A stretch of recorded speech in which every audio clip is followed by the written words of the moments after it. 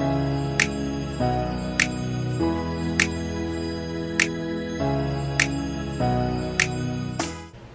everyone and welcome back to our channel. If you're new here, welcome to our channel.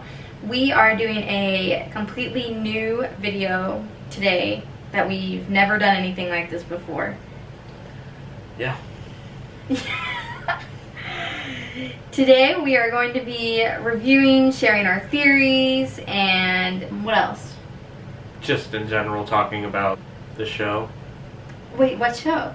Wandavision, episode 6.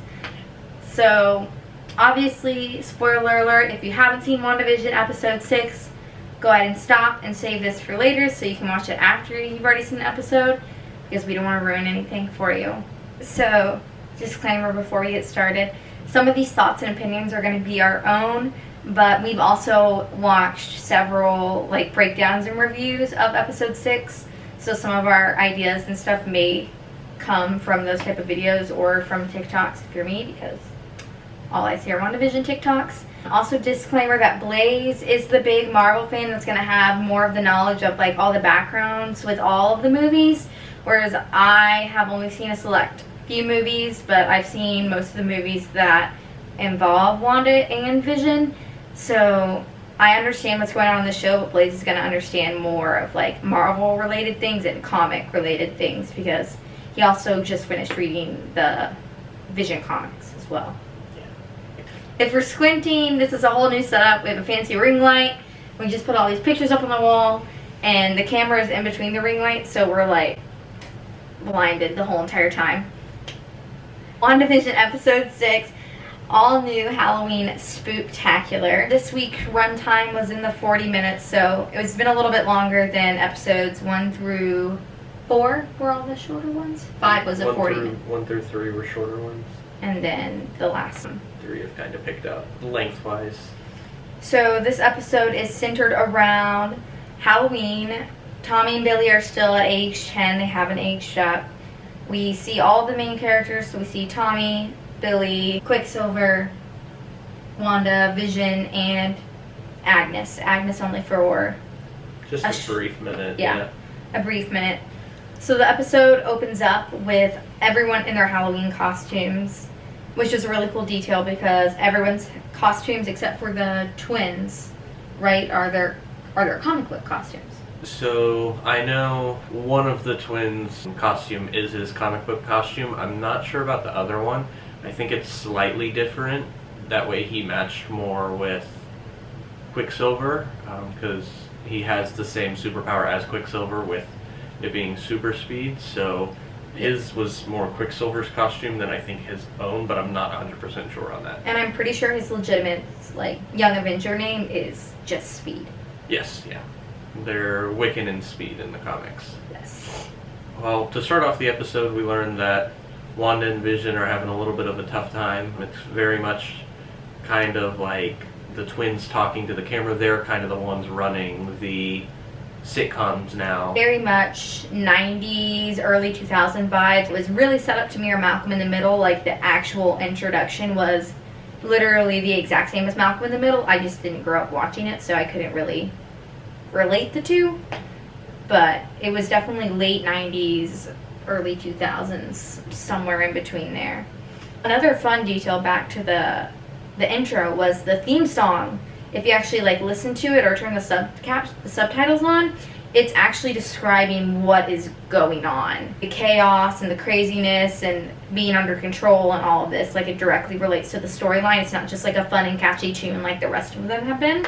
So one Easter egg that I saw a lot of people mentioning was the fact that Pietro has a tattoo, I believe, on his left arm, that you can vaguely see it's red, and you see an M and an O. There was different theories. I saw that it was Mom. I saw that people thought it could have been an H as the first letter, and it referenced House of M, a story from the comics that some people think they could be drawing inspiration for the show from, but it turns out it's just actually Evan Peters' actual tattoo on his arm that says Mom. So if I can find a picture, I will go ahead and put it right up here. Yeah, that is not an actual Easter egg. It's literally just Evan Peters' own personal tattoo.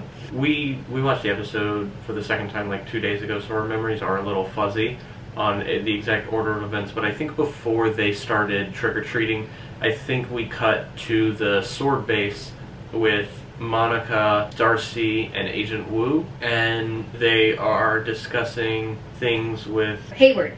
Yeah, Director Hayward. They're discussing things with Director Hayward, and he pretty much, says, hey, like, get off my base. It looked like he was trying to find an excuse and a reason to get rid of them. That's when I think we cut to the neighborhood and they start trick-or-treating.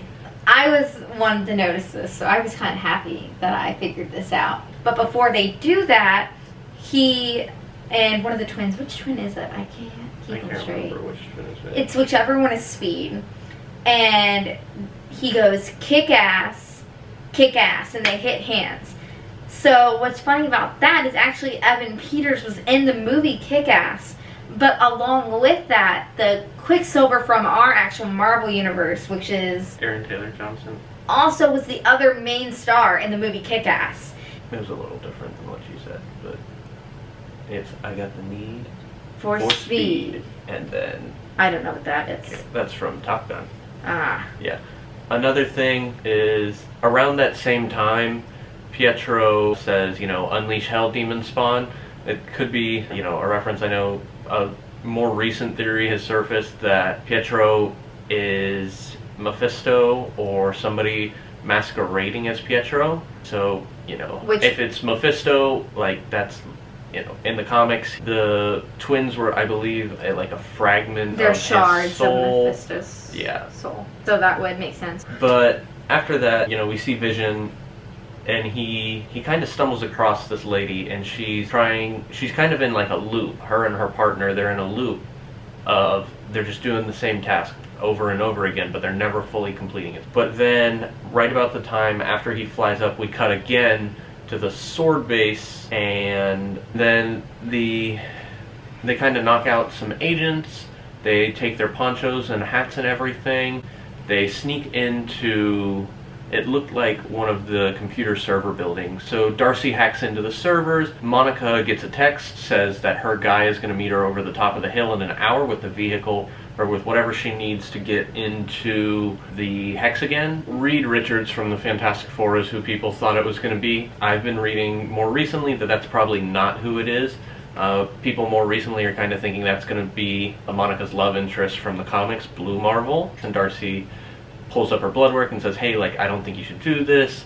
It's been messing with your blood cells. And Monica just kind of waves it off. It's definitely setting up Monica to have some powers here pretty soon. I don't know if they'll manifest in this show or when they'll manifest, but it's gonna be pretty exciting to see when that does happen. So back to the part where you were talking about Monica getting her powers. I'm assuming that she's going to get them in the show, and I will insert her little promo picture up here in the right hand corner. You can actually see her in her photon suit in the promotional signing. Kind of just wrapping up the end of the episode pretty quickly. I know there was a lot. They're in the town square. Pietro kind of reveals to Wanda that he knows what she's doing and he's impressed by it. He's kind of trying to figure it out. At around that same time, both of the boys get their powers. A bit later, Vision, he runs into Agnes. She's at her car on Ellis Avenue, which is the edge of where the Hex is. And he talks to her, and she, mentions who he is. He's Vision of the Avengers and everything. And he goes, I am Vision, I want to help, but who are the Avengers? He doesn't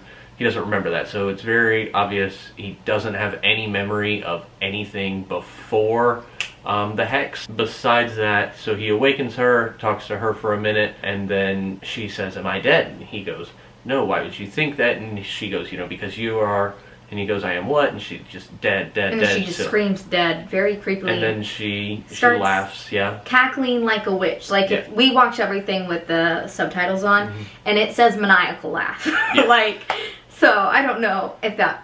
And this whole time, she was dressed up as a witch. I think most people think she's Agatha Harkness from the comic, who, kind of mentored and guided Wanda. I think what's really going on here. Mm-hmm. So after that, Vision kind of puts her back to sleep. She goes back to the town square. Vision walks out to the edge of the Hex. He tries to leave. He tries to leave the Hex. He starts to fall apart.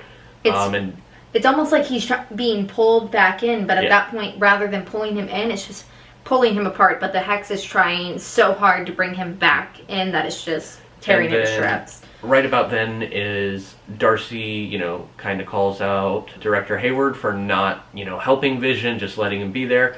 So then they handcuff Darcy to the hood of a car, and she is stuck there, and then that's when a Wiccan manifests his powers, and he can hear Vision screaming, and he lets Wanda know, and then one of my favorite lines from the show, Pietro goes, "What, it's not like your dead husband can die twice," and Wanda just blasts him. So that was really funny to me. I know it's kind of messed up, but it was pretty funny. So she expands the Hex, and that was her making the conscious decision, hey, I'm gonna stop all these people in my immediate vicinity from moving around. I'm gonna just, reduce the power I'm using on them, and I'm gonna use as much power as I can, and I'm gonna expand the Hex to get Vision back, because I physically am not gonna make it there before he dies or anything like that. Darcy is now trapped inside the Hex as well as most of the Sword agents and like the entire Sword camp. So that's pretty much where we wrap up the episode. So now on to our major theories. I will go first with one of mine. Well, number one, I'm going to join everyone and say that I think that Agnes is obviously Agatha Harkness. In this exact episode, I think she's faking the whole entire being awakened by Vision. Blaze doesn't agree with me about this, but my whole entire thing is, as you get to the edge of Westview, as we saw, almost everyone is caught in a loop. They don't speak. They're barely moving. Somehow, Agnes drove all the way out there, but when she gets out there, she's still able to talk and she's still able to move. To me, I think that she was faking the whole entire thing about being awakened. I think she was trying to throw Vision off because I think she wants Vision to try to actually leave because she wants to see the extent of Wanda's full powers, and she knows that Wanda will do anything to protect Vision. My other thing, the reason why I think she was faking it is because once he put her back into like the Westview mode, she wasn't moving slowly, she was talking like normal, and she drove away. Why can't the rest of the people that are on the edge of Westview drive or walk away? So I'm coming in guns blazing with my theory. So we've got 3 episodes left. Next episode's going to be a sitcom episode. Mid-2000s, 2010s, 2010s present day thing like that. Episode 8 after that, we're going to get a big revelation, I think, next episode as to who kind of this big bad villain is. Episode 8's going to be a flashback episode. We're going to kind of figure out, hey, here's how the Hex started, here's, how Wanda was drawn in, here's how Agnes was drawn in. And then episode 9 is going to be the big, obviously the finale. It's going to entail, hey, this is the villain. It's going to set up the next movie that Wanda's going to be in, which is Doctor Strange in the Multiverse of Madness. So I think we may get to see Benedict Cumberbatch make an appearance there. I'm not sure, but we'll see if the villain is defeated there or if they're going to carry over in the Multiverse of Madness. But I don't think, starting the show, I really thought that Agnes was controlling Wanda to kind of get her to expand her powers and everything. Now I'm thinking that Agnes went into the Hex willingly to try to help get Wanda out. I think Wanda met Agnes at some point that we haven't seen yet. I don't know if it was in the time gap between Avengers Endgame and this, or if it was sometime well before that, because obviously she was dusted in the snap. So it would have had to have been sometime before then or the time between now, or Avengers Endgame and now. And I think that she was there to try to kind of help Wanda, kind of show her the way. If she is Agatha Harkness, I do think she's probably going to take that more mentor role to start with. Maybe she'll be villainous later on down the road if she continues. I'm also backing my theory, or it's not my theory, but I'm going to back the theory that Evan Peters, Pietro, is not Quicksilver. I think he's definitely not Quicksilver. I don't know who he is. He may be Mephisto, he may not. He's definitely not who he says he is, though. There's definitely something hidden down there, and I'm really excited to see who they reveal him to be. That'll be exciting, because, I mean, he's literally said that his sole purpose there is to come in and create tension with Wanda and, kind of drive her crazy and everything. So it'll be really exciting to watch that. Theories, but I did want to ask, so in the comics, Billy and Tommy, as we all know, actually die and are sent to different bodies within the human world and aren't raised together. Do you think we're going to go that route to where when this Hex is over that they go along with the Hex and they're gone? I don't think so. I think this episode was a big step in that, in the sense that they're the ones controlling this week's sitcom. So I think they are very much alive human beings that were somehow manifested through the Hex. I think we're very much leading towards a Young Avengers movie. Yeah, so that's pretty much our theories, I believe. Do you have any other crazy bombshells you want to drop? I mean, I saw a really fun theory that every single episode there's an animal. We had the lobster in the first episode, the one that got stuck to the door. The second episode was the rabbit. The third episode was the stork.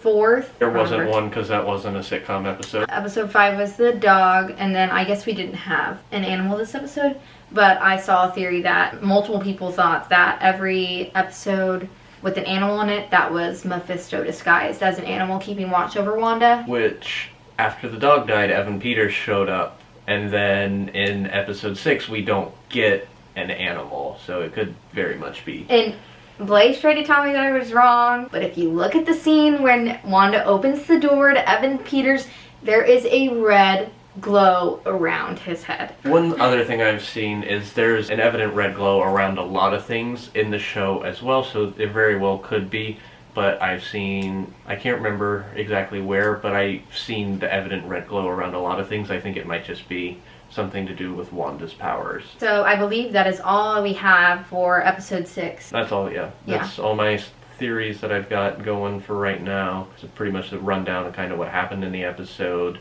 Yeah, that is all we have for this video. Also, if you're interested in this Wandavision shirt that I have on, I will link it in our video description. It is from Hot Topic. So thank you so much for watching our video, and if you like this kind of content, be sure to give it a thumbs up, because this is something completely new to the both of us, so we would love feedback on that. Be sure to like and subscribe before you leave, and we will see you guys in our next video. Bye.